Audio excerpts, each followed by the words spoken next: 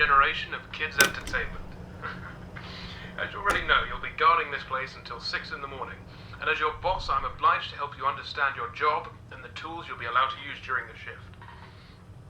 So, first things first, I've got to be honest, your current setup might not be very optimal, so to say.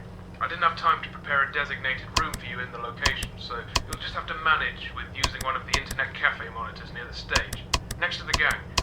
Don't start complaining just yet. I set a nice spot near the window for you. Even brought a fan. Anyway, the phone you have in your hand, it's usually used by kids during the day for games and whatnot, but I've sorted out a security application that only activates during the night, which is when you're here, obviously. Everything you'll ever need for your job is ready to use.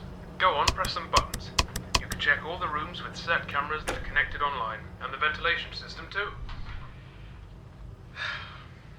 Alright, I know what you're thinking. First night on the job, I'm rambling a bit, it's a lot to take in. And yes, I know there are a bunch of anthropomorphic plastic animals around you, watching you work. Trust me when I say I know how that feels. Your imagination might get a tad bit out of control. Stress does that to you. But don't worry, you're completely safe here. I've built this place from the ground up to be one of the most transparent, honest, and safest places on Earth. Unlike some other businesses. If you ever start feeling anxious, looking out the window or just, taking a look outside should calm you. That tends to work for me at least. Right, back to the anthropomorphic animals. I'm sure you've already guessed by now that these are our animatronic characters. Top of the line technology. Honestly, the name animatronic doesn't do them justice. They're more like multi-purpose robots. They can be programmed to do anything I can think of. They pretty much run this place now. Of course, again, they are completely harmless. They aren't physically capable of hurting anybody. Made sure of that myself. I think I might be going on for too long. Last thing on the list. You may have noticed that this is a pre-recorded message, which means if you want to ask a question, you won't get an answer. But hey, to fix that, I've given you some options. I stayed up all night to set up a simple Q&A system to go with your app. When this call ends, you will get 3 topics to choose from, and when you select one of them, another audio message of mine will play to help explain whatever you want to know more about. Quite nifty, right? Obviously not quite as much freedom as a normal phone call, but it'll have to do for now. Well, that's it for your first night. Check those cameras and don't forget to take a breather once in a while, alright? Your 3 options should appear now.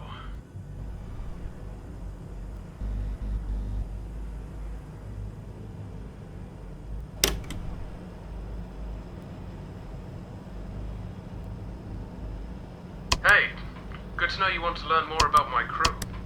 If you paid attention to my first message, you must have heard me say that these robots can do pretty much anything, yes? Well, I wasn't joking. This place is fully automated and run entirely by them. No human employees as of yet. Don't need them, honestly. The staff room exists purely to keep the ventilation opening out of reach of customers.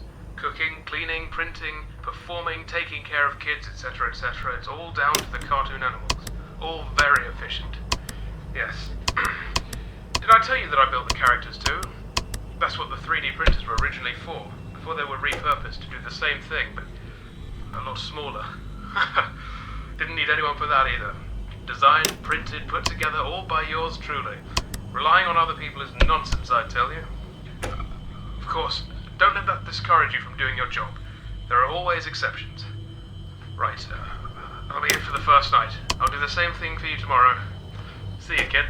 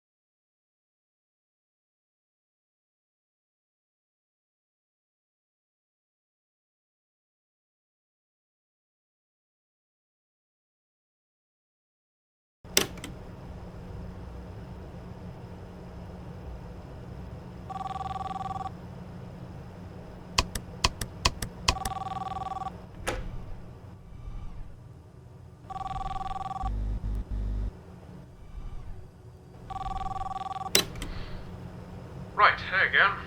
Second night. Hope you've gotten used to your job by now, pressing buttons on a phone. You'll have trouble finding a job that actually requires you to be on one of those. Anyway, I expect efficient use of that phone, Kip. Oh, and I'll let you know now, don't start slacking off. I'm paying attention. After your first week is done, I'll be doing a review of your progress to see if you are fit to continue or not.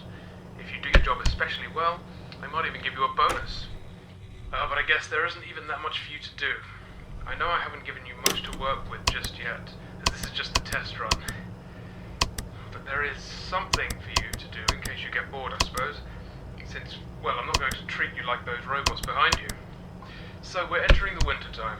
I imagine you'll be working just next week, so it's going to get pretty darn cold for you, and I'm sure you've already noticed this from yesterday.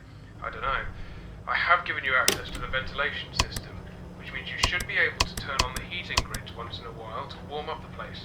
They'll stay on for about a minute probably, but that's long enough, right? Bear in mind the vents go around the perimeter of the building, so I'm sure you'll figure it out. Well, that should keep you entertained. God, I hope you're as easily pleased as I am. That's all for tonight. Oh, wait, now it's your turn to talk. Here you go.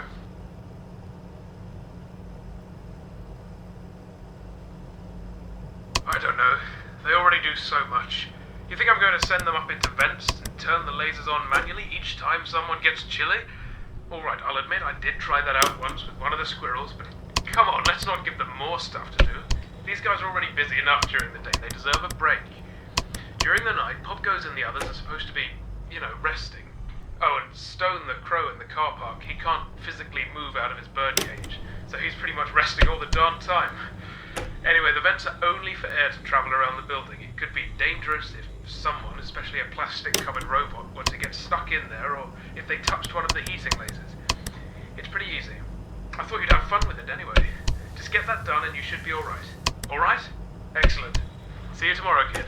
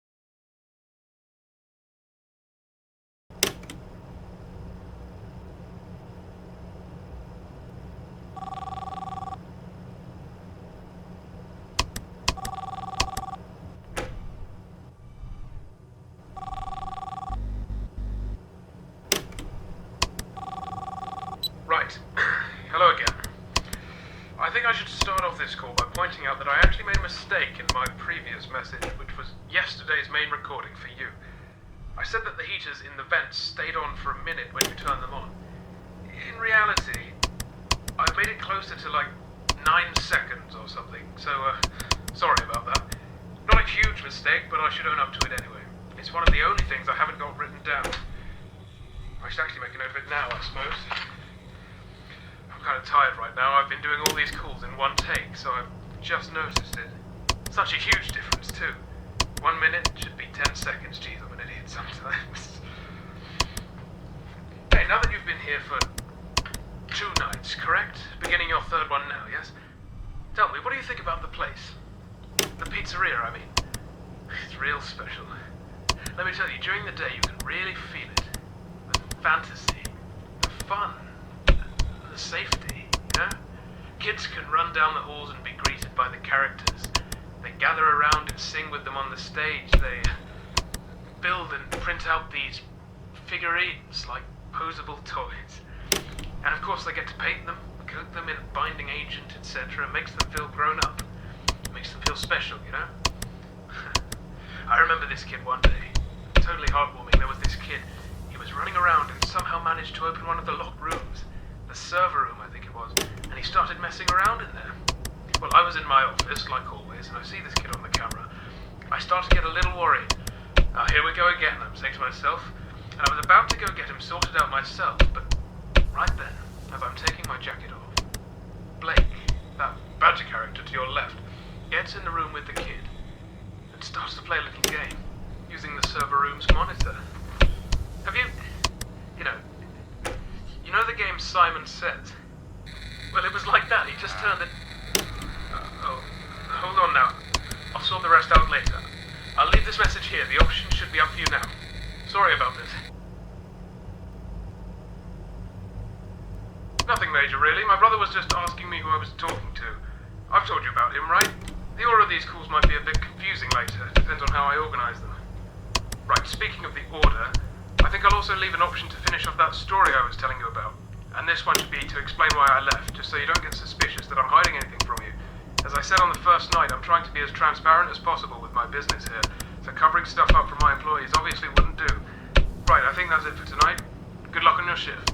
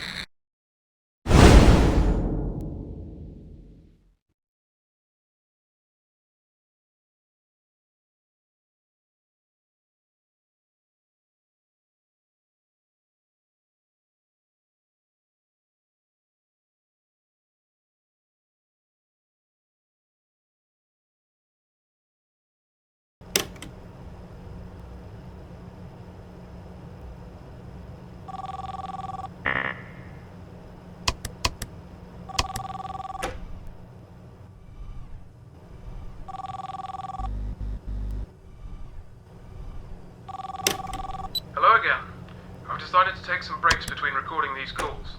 Not many are left, but still, I didn't think it would be this stressful. I've just got some notes, not a script or anything. I feel like I might be talking too much about things that are obvious for you, so I'm just going to wing this one. I think at this point you must be pretty confident with your job now, if you can even call it that. I think now might be a good time for you to know a little more about me. I have a feeling that you might be curious, am I wrong? Right then. I was born in November 1968 in Texas, lived a fine life up until my teens, had no real problems with my family, but we weren't exactly rich. My father was an architect at the time, and my mother stayed home with my brother and I. Until the 80s, we lived in a flat, or I suppose it would have been called an apartment over there. It was pretty decent, I think, but honestly, I can't remember much. I had an accident in my teens, stuff I really don't want to talk about. Please don't ask.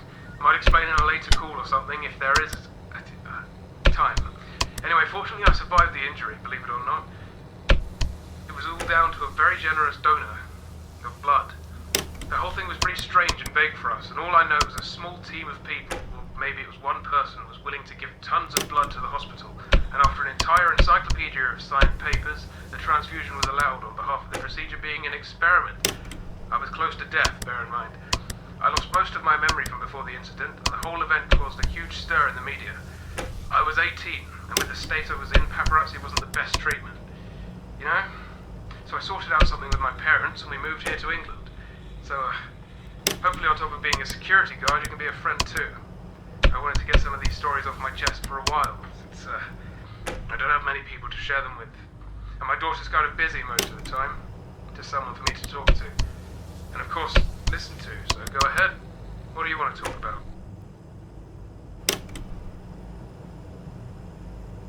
Ah, nice. I like answering this question.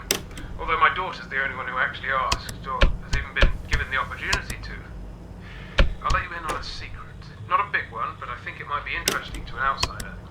The characters that you see around here weren't originally going to be for a pizzeria. Crazy, right? They're colourful cartoon animals with pink guitars, yellow eyes.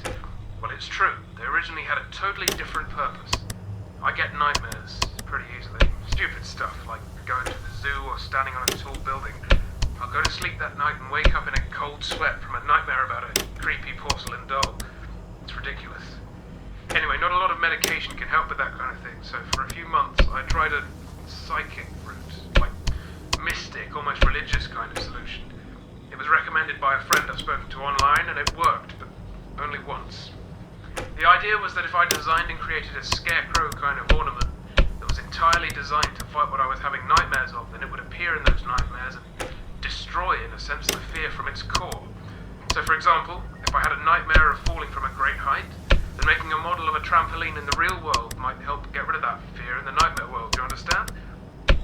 Anyway, I ended up making a load of these scarecrow designs with only one of them actually working. At that time, I heard about this auction thing going on in America. I travelled over there, ended up buying some things, one of which was a hat that used to belong to a famous pizzeria character, which caused a bit of controversy in the area.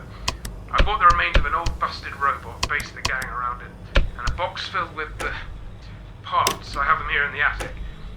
Anyways, from there I thought to myself, what if I started my own pizzeria and changed the remaining scarecrows into cartoon animatronics? And well, I did.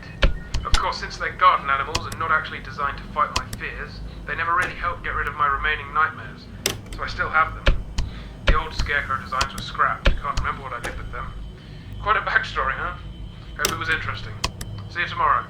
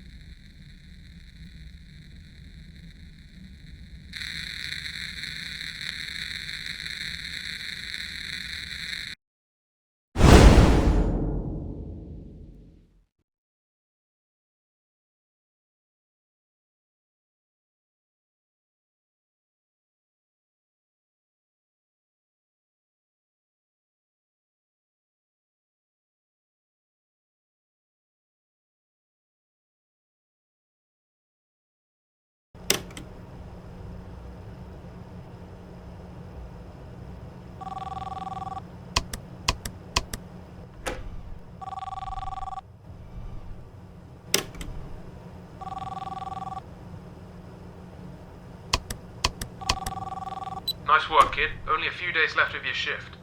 Maybe if you're super good, I'll let you mess around in my office, try out some of Weaselware's features. Though it's not that exciting, you might be able to control the gang, see what they can do. I don't know, maybe not. We'll see. I'm wondering, since I can't remember how much I've taught you up to this point, do you know about Freddy Fazbear's Pizza? I think these calls might be getting to my head, but I don't know. I've been thinking of that place a lot more than usual for the past hour or so. Not in a disturbing or scary sense, just... I'm not sure, it's like some pieces are being put together. Freddy Fazbear. You know they used to say those characters were haunted. There were some murders related to the location back in the 80s. People found some corpses buried in the animatronic suits. Really sad. I was a fan of that franchise, named my kid after one of the characters there. Not because I was a fan, really, but because I wanted to love that name again. After, you know, it doesn't matter. I was a fan of the restaurant, and it hurt to see it fall so morbidly, that's all. I wonder sometimes if there was some kind of moral reasoning behind whoever killed those kids. I have my own suspicions, as do hundreds of other people, you know. You should see what these people put online. There's a popular theory going around that the guy who did it had purple skin. Totally purple skin and purple clothes. Sounds like a demon or something, right? Something paranormal. I don't know. But around that time was when I got help from someone in the hospital. We, don't know where the blood came from. It's all... What if it was him? Oh god, this is ridiculous. I'm sorry, it's times like these when the nightmares sometimes visit me during the day. Ask me a question then. It might calm me down. People online, well, the whole series of events has become a big topic of discussion for people interested in that kind of thing. Real life mysteries and stuff. The murders of Freddy Fazbear's Pizza was such a diverse and confusing situation at the time that people are still finding clues and making stories about it to this day. Hell, even an amusement park attraction was centered around it. The main theory surrounding this guy was that he was a mental patient on the loose, stabbed kids with a cake knife or something. It technically can make sense, but it's pretty boring. I love a good horror story, and that's not how you tell one, you know what I mean? They found something like 20 kids stuffed into suits over the span of the company's run, which is crazy. One is crazy, I know, but 20 is just... Why? There has to be a reason for that, more than he was a mental patient. Also, someone found a drawing that a child had done while at one of the pizzerias, which showed a purple figure in the background. I'm pretty sure that was the only evidence for that, but it's enough for me. And, you know, the rest of the theorists. I really don't delve too deep into this kind of thing. Okay, well, that's it for today. See you again tomorrow.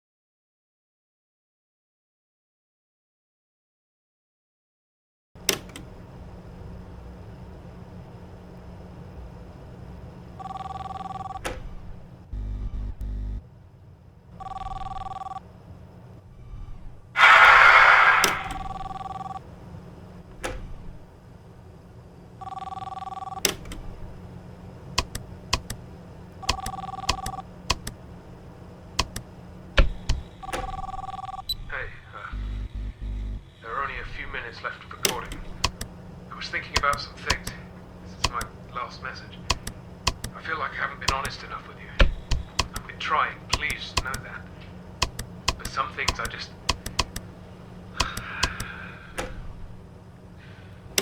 I have a question for you. A serious, personal question. I'll try to set an example. There's this person that's really close to you. He's recently been acting strange, maybe a bit scary. People say he's done horrible things. But you've trusted him for all your life. He's been listening to your problems and you really look up to him. This person has made big mistakes in his life. If he does regret it in the end, would you be willing to forgive them if you know who he is? Would you look past his errors and try to bring him back into your life? Do you think you could trust him? No, this will do. Thank you for working with me so much. This is the end of your shift at the POPGOES pizzeria. Let me know your answer.